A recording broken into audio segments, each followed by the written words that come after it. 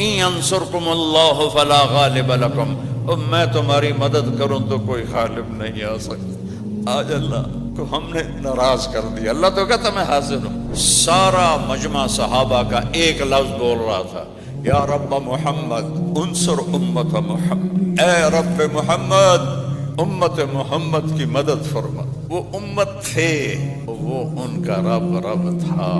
ہم امت تو ہیں لیکن امت ہی نہیں رہے۔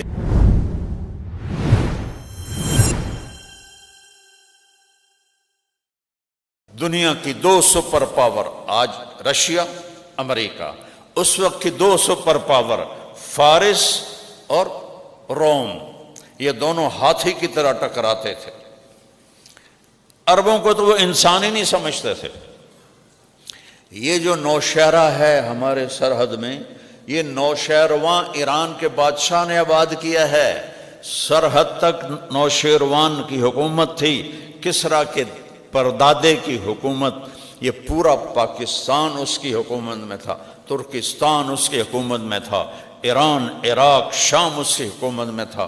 یہ دو سپر پاور تھی کہ اس وقت میرے نبی نے کہا قولوا لا الہ الا اللہ تفلحوا، لا الہ الا اللہ کہو اور کامیاب ہو جاؤ۔ اور پھر فرمایا، وہ میں واپس جاتا ہوں، آپ نے حضرت فاطمہ کو سینے سے لگایا ہوا اور آپ رو رہے ہیں اور فرما رہے ہیں بیٹی نہ رو، آج 3 دن ہو گئے تیرے باپ نے ایک روٹی دا لقمہ نہیں کھادا، لیکن ایک دن آئے گا، یہ بات بتانی تھی تو میں ادھر ادھر چلا گیا۔ ایک دن آئے گا میری بیٹی کہ اس دھرتی پہ نہ کوئی کچا گھر بچے گا، نہ کوئی پکا گھر بچے گا، نہ لا یبقى، عربی میں سنا دیتا ہوں، لا يبقى على وجه الارض بیت وبر ولا مدر ولا شعر الا ادخلہ اللہ فیہ ان اللہ بعث اباکی بامر لا يبقى على وجه الارض بیت وبر ولا مدر ولا شعر الا ادخلہ اللہ فیہ بعز عزیز وبذل ذلیل حتی یبلغ هذا الامر من حیث یبلغ اللیل والنہار۔ میری بیٹی ایک دن آئے گا تیرے باپ کا کلمہ ہر کچے گھر میں جائے گا، ہر پکے گھر میں جائے گا، ہر جھونپڑے میں جائے گا، ہر خیمے میں جائے گا، ہر ملک میں جائے گا، ہر شہر میں جائے گا، اور جہاں جہاں تک رات جاتی ہے اور جہاں جہاں تک دن جاتا ہے تیرے باپ کا کلمہ پہنچ کے رہے گا۔ جو مانیں گے عزت پائیں گے، جو نہیں مانیں گے ذلیل و خوار ہو جائیں گے۔ آج ہم کیوں ذلیل ہیں؟ وہ کلمہ کچا ہو گیا ہے۔ 57 ملک ہوں مسلمانوں کے اور ذلیل ہو رہے ہوں، یہود و نصارہ کے پاؤں چاٹ رہے ہوں کہ ہم نے کلمے سے دوستی چھوڑ دی، اللہ سے دوستی چھوڑ دی۔ کبھی ہم بھی تم میں بھی چاہا تھی، کبھی ہم بھی تم میں بھی راہ تھی، کبھی ہم بھی تم بھی تھے آشنا، تمہیں یاد ہو کہ نہ یاد ہو۔ ایک چھوٹی سی قوم جن کو اپنے پاس بٹھانا پسند نہیں کرتے تھے، حضرت عمر کا دور آیا اور آپ نے فرمایا تھا فَلْيُبَلِّغِ الشَّاهِدُ الْغَائِبِ، میرا پیغام پہنچانا۔ میرے نبی نے صحابہ کو بھیجا، ملک نہیں فتح کرنے، پیغام حق سنانا ہے، اللہ کا کلمہ سنانا ہے، اللہ کا دین پہنچانا ہے۔ تو اللہ ان کے ساتھ ہے، اللہ کی مدد ان کے ساتھ ہے۔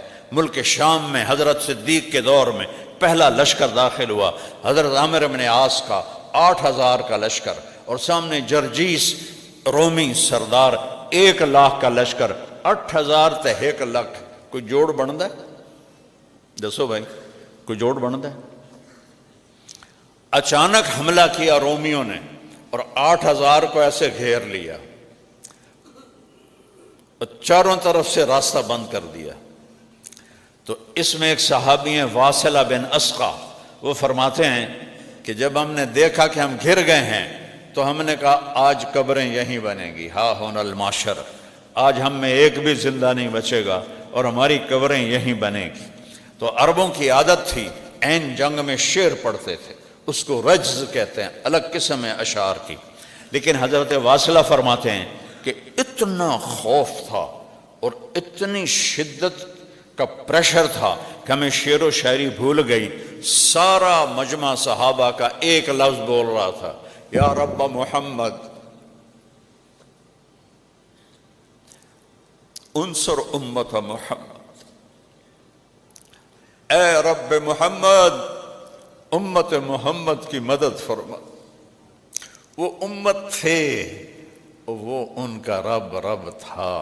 ہم امت تو ہیں لیکن امت ہی نہیں رہے، تو رب نے بھی کہا پھر دوستی تو نہیں ہوگی، دوستی تو ہوگی جب مجھے محمد ہی بن کے دکھاؤ گے۔ کہنے لگے سب ایک بول رہے تھے، یا رب محمد انصر امت محمد، اے رب محمد امت محمد کی مدد فرما۔ 8,000 1,00,000 کوئی جوڑ بنتا ہے؟ ادھے پونے گھنٹے چونا سارے نو ذبح کر دے منا ہے۔ حضرت عبداللہ بن عمر، حضرت عمر کے بیٹے بھی اس لشکر میں شامل ہیں، فرماتے ہیں جب دن ڈھلا، سورج ڈھلا، تو ہم سب کی نظریں بار بار آسمان کی طرف اٹھتی تھیں، تو میں نے آسمان کی طرف دیکھا، تو میں نے آنکھوں سے دیکھا کہ آسمان ایسے پھٹا اور اس میں سے سفید گھوڑے، نکرے گھوڑے نکلے، اور اس پر گھوڑ سوار سفید پگڑیاں اور ہاتھوں میں لمبے لمبے نیزے، اور ان کے آگے ایک گھوڑ سوار سفید گھوڑے پر، سفید پگڑی پر، اور اپنے نیزے کو ایسے لہراتا ہوا کہہ رہا ہے ابشروا یا امت محمد فقد اتاکم اللہ بالنصر، اے امت محمد مبارک ہو، تمہارا رب تمہاری مدد کو آ گیا۔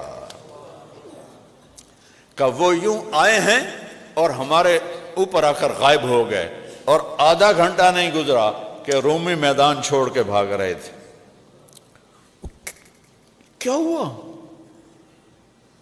اوپر سے تار جڑا ہوا ہے،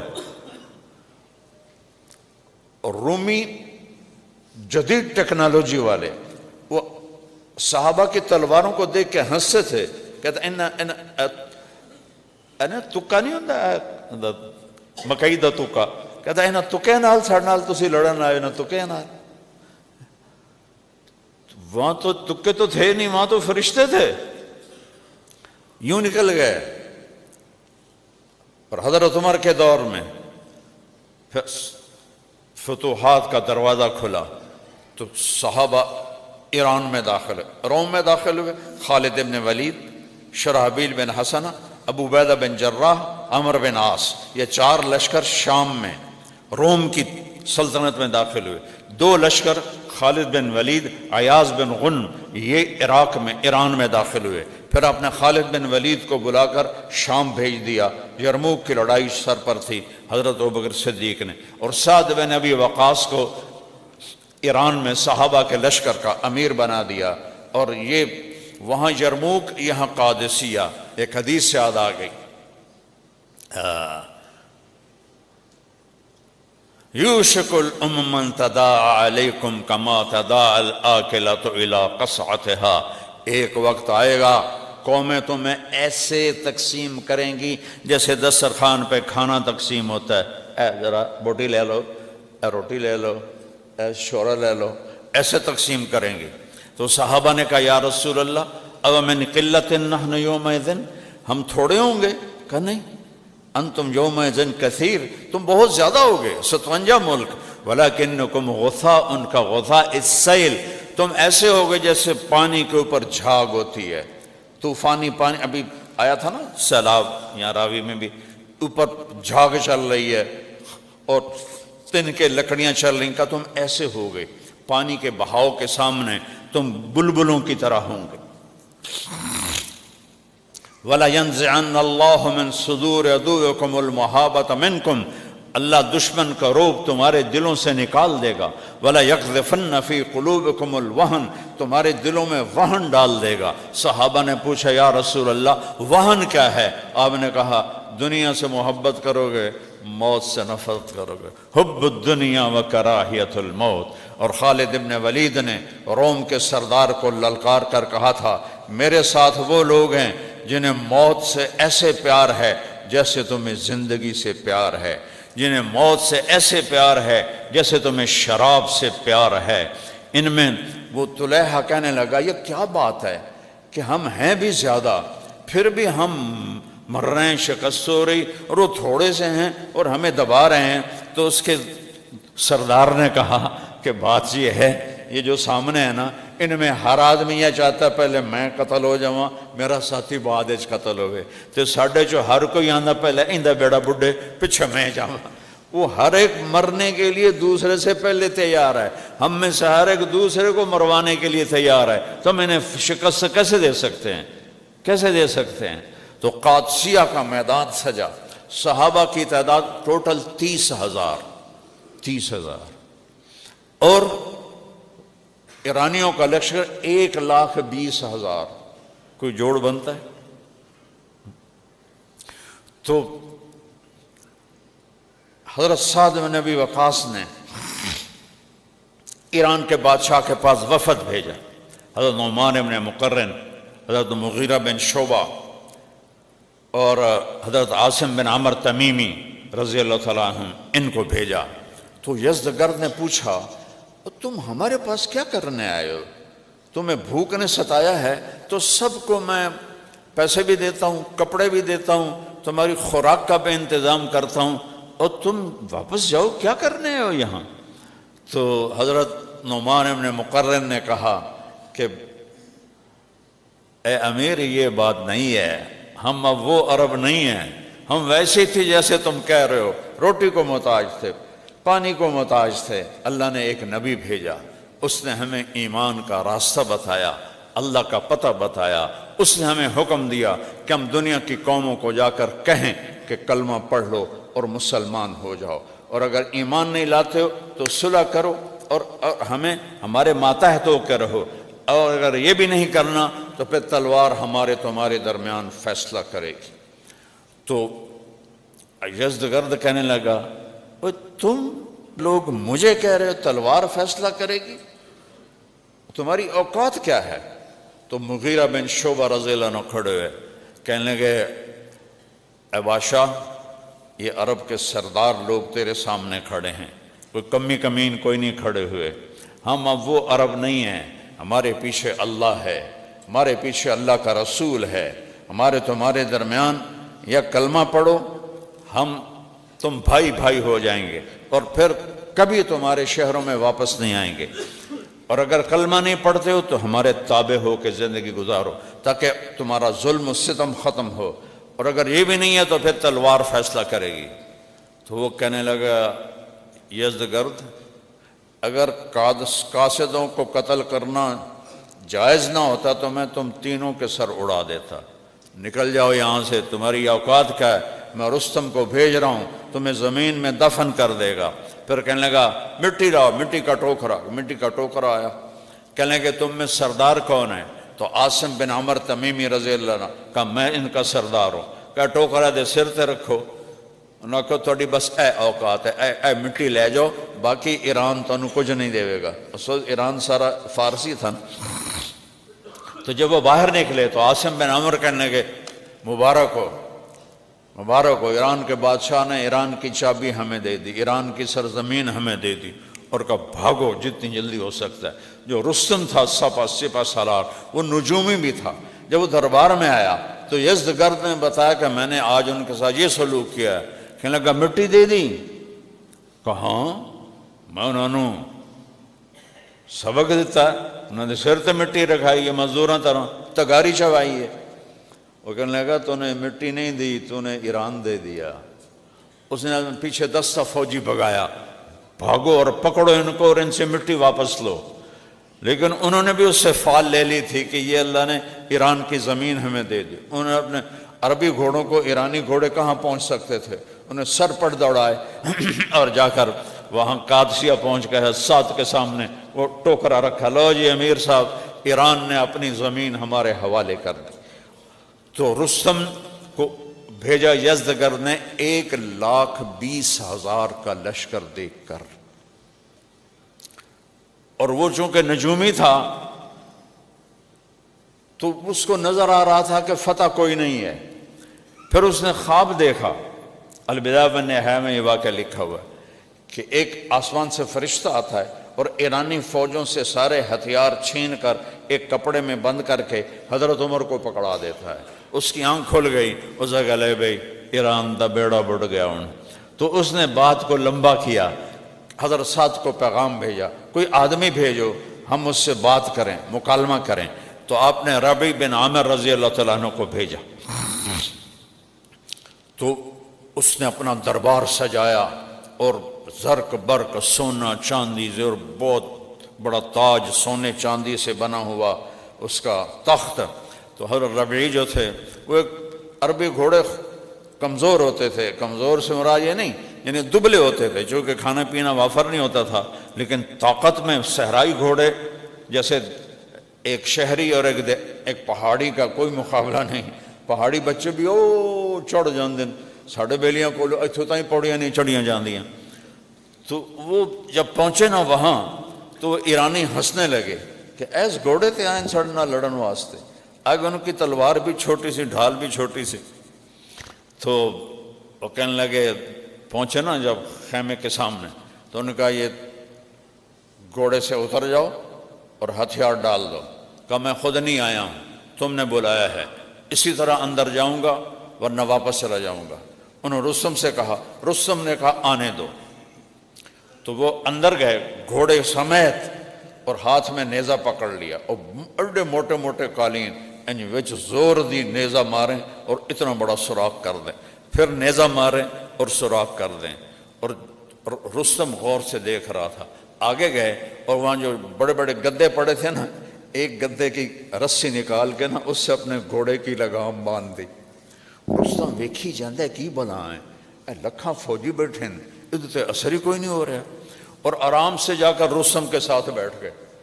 تو اس کے سپاہیوں نے پکڑ کر ان کو دھکا دے کے نیچے گرا دیا۔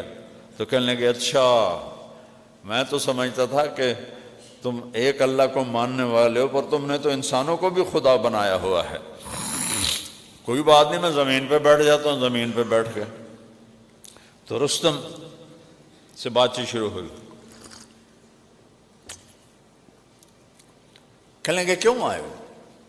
بھوک سے تنگ ہو کر آئے ہو؟ کہ نہیں، ان اللہ ابتعثنا، ہم خود نہیں آئے، ہمیں اللہ نے بھیجا ہے۔ کس لیے؟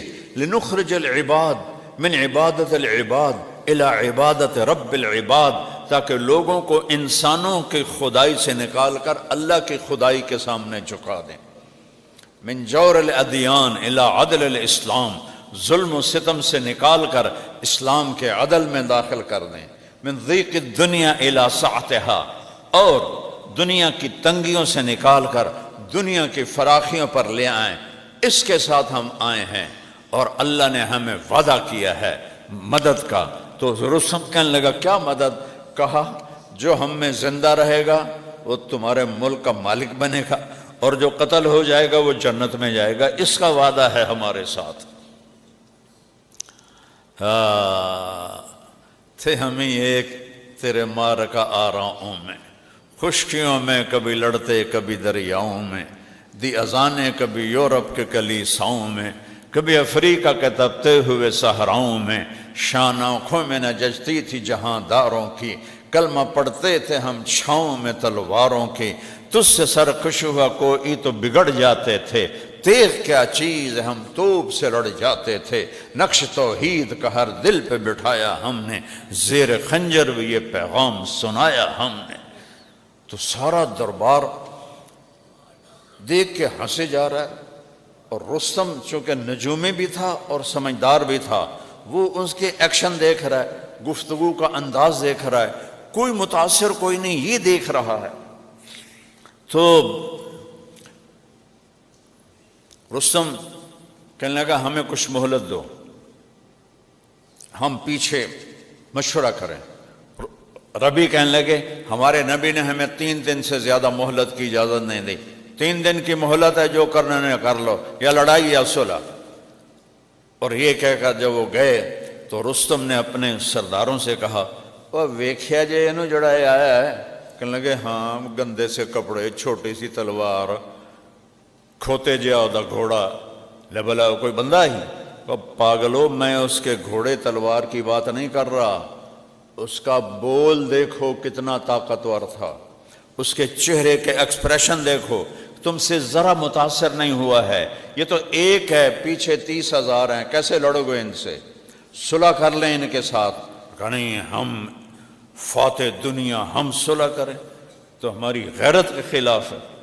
تو اگلے دن رستم نے کہا دوبارہ آدمی بھیجو، تو اس دن مغیرہ بن شعبہ رضی اللہ عنہ گئے، تو انہوں نے پھر وہی بات دہرائی، کہا تمہاری کیا دعوت ہے؟ کہ ہماری دعوت ہے کہ اللہ ایک ہے، اس ایک کی بندگی کرو۔ رستم کہنے لگا یہ تو بڑی اچھی بات ہے، اور کیا ہے؟ کہ اور یہ ہے کہ یہ پتھروں کی پوجا چھوڑ دو، کہ یہ بت ہیں کوئی نفع نقصان نہیں دیتے۔ کہنے لگا یہ بھی بڑی اچھی بات ہے۔ اور کوئی، اور کہا کہ یہ جو آگ کی پوجا ہے، یہ آگ بھی تمہارے ہاتھوں سے جلتی ہے بجھتی ہے، ایک اللہ کے آگے سر جھکاؤ۔ رستم کہنے لگا یہ بھی بڑی اچھی بات ہے۔ کوئی اور، کہا پھر اللہ کی بندگی کرو اور انسانوں میں عدل اور انصاف کرو، کہ یہ بھی بڑی اچھی بات ہے۔ کوئی اور، کہ بس یہ ہماری دعوت ہے، قبول کر لو تو ہم تم بھائی ہیں۔ اس نے کہا اگر ہم قبول کر لیں تو پھر، کہا پھر ہم کبھی لوٹ کے تمہارے ملک نہیں آئیں گے، سوائے تجارت کے اور سوائے تمہیں دین سکھانے کے، ہمیں تمہارا ملک نہیں چاہیے، تم کلمہ پڑھ لو، ہم تم بھائی بھائی ہیں۔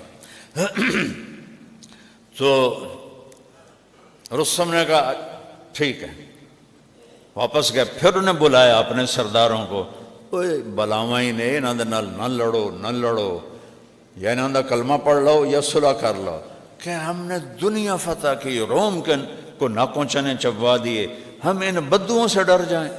تمہارا اپنا دماغ خراب ہے، ہم کل ان کو زمین میں دفن کر دیں گے۔ ہائے ہائے، حضرت سعد بن ابی وقاص ان دنوں بیمار تھے، ان کو شیٹیکا کا درد تھا، وہ لڑ نہیں سکتے تھے، تو ایک قلعے کی چھت پہ بیٹھے ہوئے تھے۔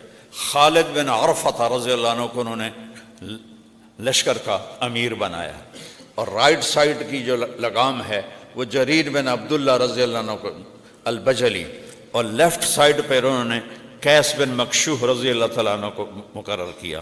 ان 3 حصوں میں لشکر تقسیم کیا، اور وہ ہاتھی لے کر آئے۔ صحابہ کے گھوڑے ہاتھی دیکھے ہوئے نہیں تھے، تو گھوڑے بدکنے لگے، اور اس دن لڑائی جو ہے نا وہ پانسا ایرانیوں کا بھاری رہا۔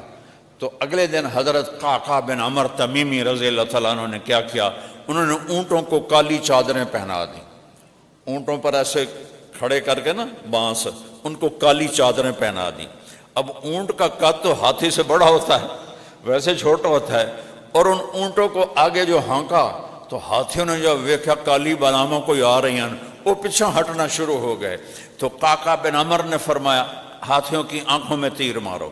تو صحابہ عرب جیسا تیر انداز کوئی نہیں تھا، تو انہوں نے تاک کے ان کی آنکھوں میں تیر مارے۔ جب ان کی آنکھوں میں تیر لگے، انہوں نے پلٹ کے پیچھے بھاگنا شروع کر دیا۔ تو اس دن پانسا پلٹ کے مسلمانوں کے حق میں چلا گیا۔ یہ دوسرا دن تھا، جنگ کا تیسرا دن آیا۔ 30,000 اور 1,20,000 ہے کوئی جوڑ؟ تو اس دن ایرانیوں کا پلہ بھاری ہو گیا۔ ایک صحابی ہیں ابو محجن ثقفی رضی اللہ تعالیٰ عنہ، یہ بہت بڑے صحابی ہیں، پر شراب کی عادت نہیں چھوٹی ان سے۔ کئی دفعہ ان کو حد لگی، کوڑے لگے، پھر پینا شروع کر دیتے تھے۔ تو حضرت سعد نے حضرت عمر کو لکھا کہ میں ابو محجن کا کیا کروں؟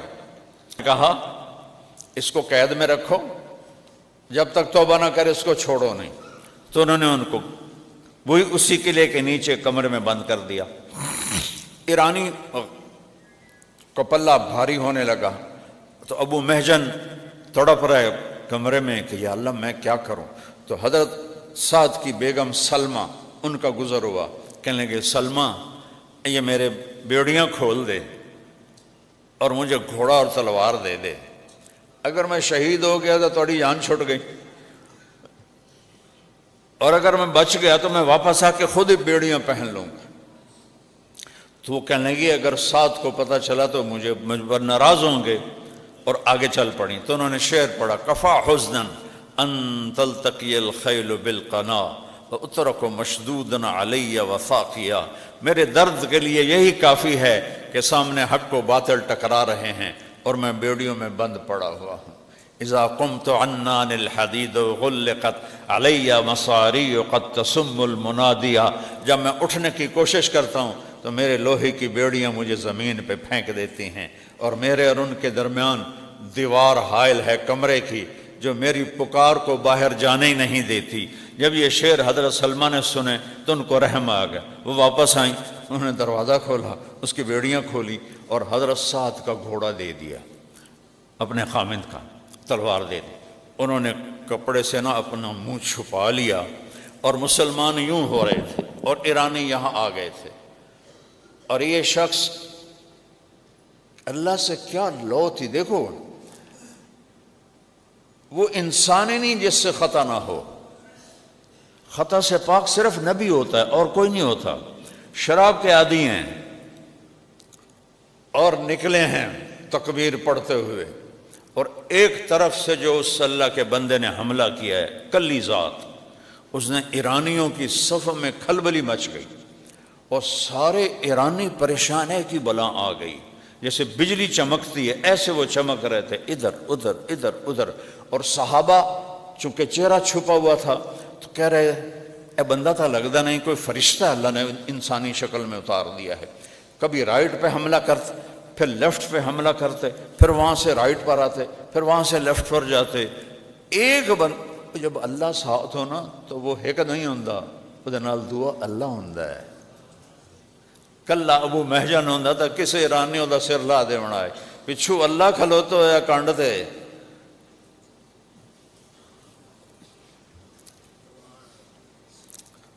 تو وہ اس قدر کھلبلی مچی کہ ایرانی پیچھے ہٹنا شروع ہو گئے۔ ایک بندے نے ایران کے لشکر کے زور کو توڑ دیا، اور جو ہی ان کا زور ٹوٹا اور وہ پیچھے ہٹے تو انہوں نے اچھا حضرت سعد بن ابی وقاص اوپر بیٹھے ہوئے دیکھ رہے ہیں، کہنے لگے اے کون ہے بندہ، چونکہ چہرہ چھپا ہوا ہے، غور کر کے کہنے لگے اے گھوڑا تو میرا لگتا ہے پر وہ تو استبلج کھلوتا ہے، اور حملے دا انداز ابو محجن دا ہے، وہ جیلج پہ ہے، تو یہ کون ہے؟ تو پریشان ہو کر دیکھ رہے ہیں کہ الجولت جولت فرسی، گھوڑے کی جو چھلانگ ہے وہ میرے گھوڑے جیسی ہے، وہ سولت سولت ابی محجن، اور حملے کا انداز ابو محجن کا ہے، وہ قید میں ہے، گھوڑا میرا استبل میں ہے۔ یہ کیا بلا ہے جس نے پورے ایران کے لشکر 1,20,000 نو ایک بندہ گھما دے وے، اے اللہ کے بغیر ہو سکتا ہے؟ کوئی توپ تو نہیں تھی، کوئی ایٹم بم تو نہیں تھا، پیچھے اللہ تھا۔ اللہ ان ینصرکم اللہ فلا غالب لکم، اور میں تمہاری مدد کروں تو کوئی غالب نہیں آ سکتا۔ آج اللہ کو ہم نے ناراض کر دیا، اللہ تو کہتا میں حاضر ہوں، پیچھے اللہ ہے۔ تو جب وہ ایرانی لشکر پیچھے ہٹا تو یہ واپس آئے اور بیڑیاں باندھ کے بیٹھ گئے۔ شام کو حضرت سعد کے خیمے میں سارے جو امیر لشکر خالد بن عرفہ، قیس بن مکشو اور جریر بن عبداللہ اور بڑے نعمان بن مقرن، یہ بڑے بڑے جو تھے، مغیرہ بن شعبہ، یہ سارے اکٹھے ہوئے۔ کہنے لگے یار پتہ نہیں وہ کون تھا جو آیا، چہرہ تو نظر آیا نہیں، لیکن اس نے پوری جنگ کا پانسا پلٹ دیا۔ اب کسی کو سمجھ میں نہیں آیا، سارے پھر یہی کہنے لگے لگتا اللہ نے کسی کے ذریعے ہماری مدد کی، اور یہ کہہ کر اٹھ گئے۔ تو پھر حضرت سلمہ خیمے میں داخل ہوئیں اور حضرت سعد سے پوچھنے لگیں آج جنگ کا کیا حال رہا؟ تو کہنے لگے آج تو اللہ نے کسی فرشتے کے ذریعے ہماری مدد کی۔ پھر تھوڑی دیر بعد کہنے لگے ویسے ایک بات کہوں سلمہ، اگر میرا گھوڑا استبل میں نہ ہوتا تو مجھے لگتا تھا گھوڑا میرا ہے، اور ابو محجن قید میں نہ ہوتا تو مجھے لگتا تھا حملے کا انداز ابو محجن کا ہے، لیکن پتہ نہیں کون تھا۔ تو حضرت سلمہ کہنے لگی حاج اگر آپ مجھے معاف کریں تو میں ایک بات کہوں؟ کہنے ہاں ہاں کہو۔ کہا وہ گھوڑا آپ کا تھا اور وہ ابو محجن تھا، کبھی ہم بھی تم میں بچا تھے۔ کہنے لگا وہ کیسے؟ کہ میں گزری تو اس نے مجھے کہا مجھے چھوڑ دو، میں نے چھوڑا نہیں، اس نے شعر پڑھے، میرا دل نرم ہو گیا، میں نے چھوڑ دیا۔ یہ سارا کمال ابو محجن کا ہے۔ فرمایا ابھی بلاؤ ابھی بلاؤ۔ ابو محجن کو بیڑیاں کھول کے بلایا گیا، آپ نے گلے لگایا، ماتھا چوما، ابو محجن آج کے بعد جو مرضی کر، تو آزاد ہے، تجھے کوئی سزا نہیں ہے۔ کہا پھر میری بھی آج